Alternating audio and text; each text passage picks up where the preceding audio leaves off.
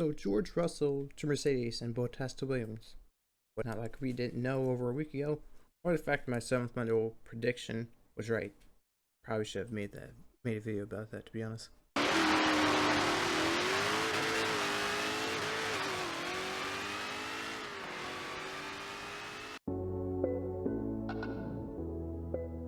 Hello everyone, welcome back to the channel. I should have made this video 2 or 3 days ago. And I know, what about the Dutch Grand Prix review? Yeah, about that I was kind of busy and I couldn't really find a standpoint on the video where congratulations to Max Verstappen winning his home Grand Prix. Overall the track was pretty good. Problem is the track was too thin for these wider cars. Maybe next year will be better. Moving on to the story, Bottas to Alpha, seen is coming. I mean, to be honest, think about it, if Kimi retired this year, it would make sense. But Kimi is one of the great drivers, but he'll still be remembered as the last Ferrari championship driver they had, 2007. Sorry about that, Fernando and Seb. But yeah, hope he would do as well off the grid, and hope we can still see him on the paddock with some things. But knowing Kimi, that may or may not happen. But Bottas to Alpha, that seems very suiting. That could help bring his confidence back, to be honest, leading a team. So George Russell to Mercedes, this will be his 4th season going into F1. It makes for him to finally join Mercedes. Every other driver like Lando and Leclerc got better seats by that time, or that time actually. We can see how great Leclerc and Lando is. Now we finally get to see how Russell is, especially now stacked up not a 9-corner track as secure, but around a whole season, especially now with Lewis Hamilton, the 7-time world champion currently. We'll see what happens at the end of the season, but I really think this will be a great standing for him.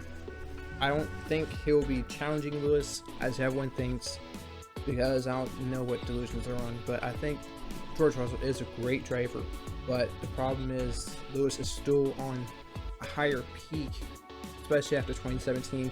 It's been a different monster. Every season's been very consistent, but I think it'll be a learning experience, as we see from Toto's comments saying it could be helpful to Mercedes for a long term.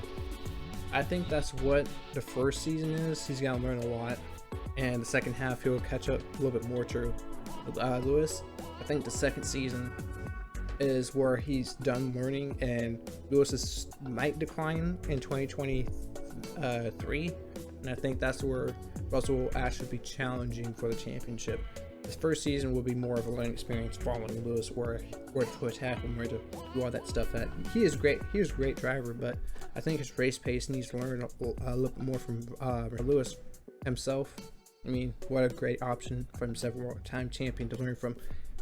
You can never learn enough. All this has happened, and now Albon came back to F1 and will be driving for Williams.